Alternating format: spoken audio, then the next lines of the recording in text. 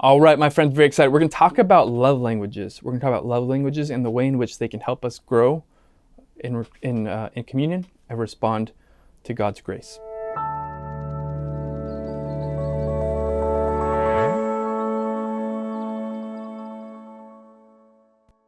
Hey, I'm Father Mark, married with the Franciscan Friars of the Renewal, and this is Ascension Presents. We're going to talk about love languages and the ways in which both applying them, studying them, applying them to our lives can help us build community and help us love our neighbor.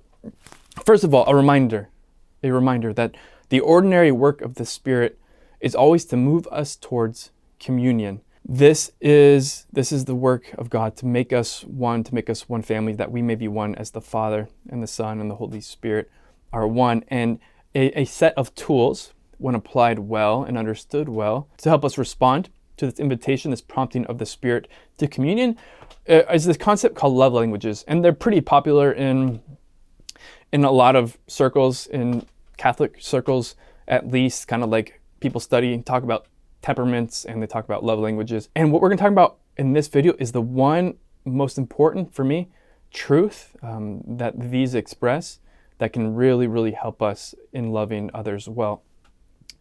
This isn't like a super explanation. I'm not an expert in love languages. There's a ton of resources out there, so you can look them up. But I will just explain it a little bit so that you have some background in it if you've never heard of them before. So love languages are this.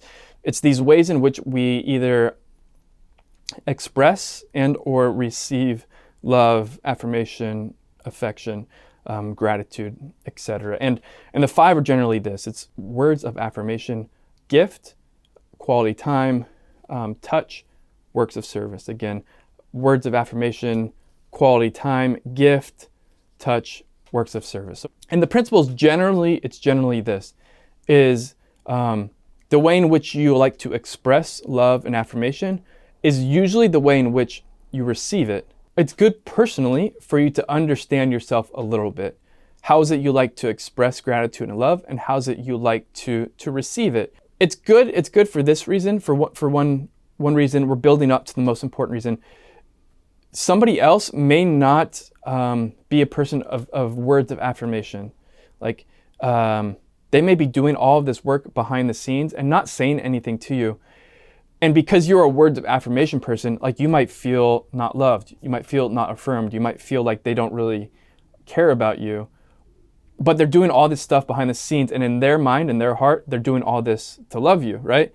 And so if it's just good to communicate, it's good to know yourself. And so if you're in a relationship, if you're in a family relationship, a communal relationship, a team relationship, a dating relationship, and you're feeling like the other person isn't showing their affection or their gratitude for you, maybe they're doing it in a way which you don't see or you don't know.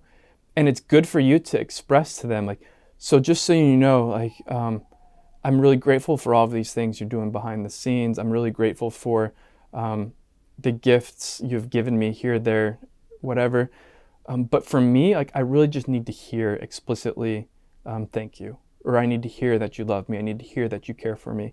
I need to hear that you appreciate my work.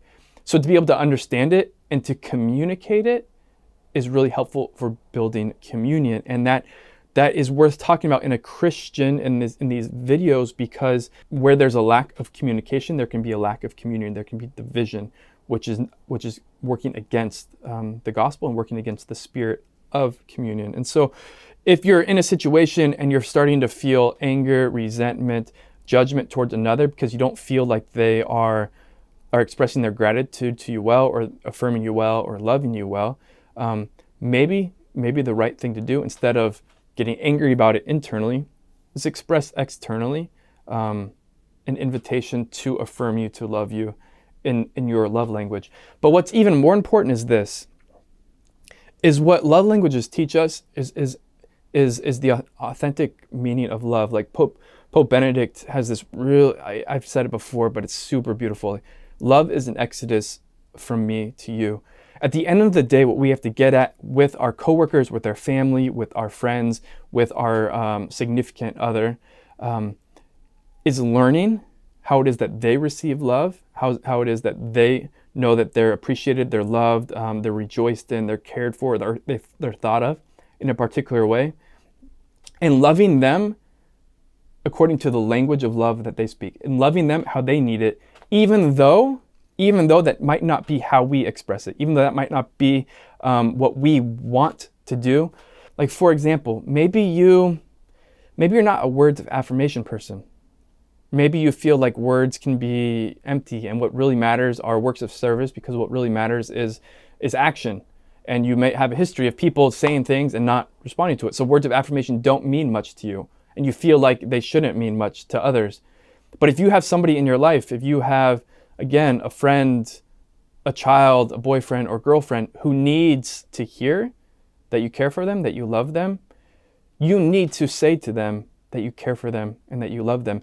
You need to make this little dying to yourself so that you may love another. And that's what the bottom line is. Like, the work of communion, especially in the fallen world, and as we are dealing with people of different temperaments and different personalities and different love languages and different wounds and brokenness, communion is going to be the fruit of us dying for the other. It's going to be the fruit of us being willing to listen to the other and respond and to speak to them in a language and in a way in which they understand. And I just, living in community life for these last, like, intense community life as a religious in these last 10 years has just taught me this so much. Like, so many of us come with our own paradigms, our own perspectives on how we should love others, how we should express gratitude, affection for others. But we have to be willing to adapt that to our community.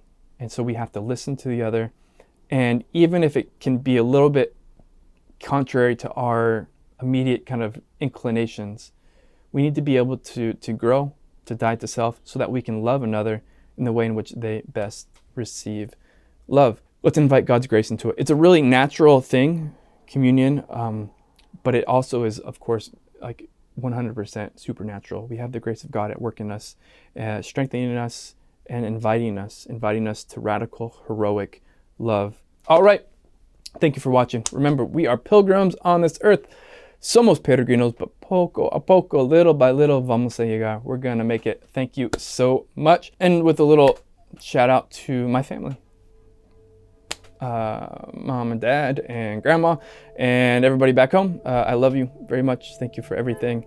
And I look forward to seeing you when I'm out in California soon. Bye.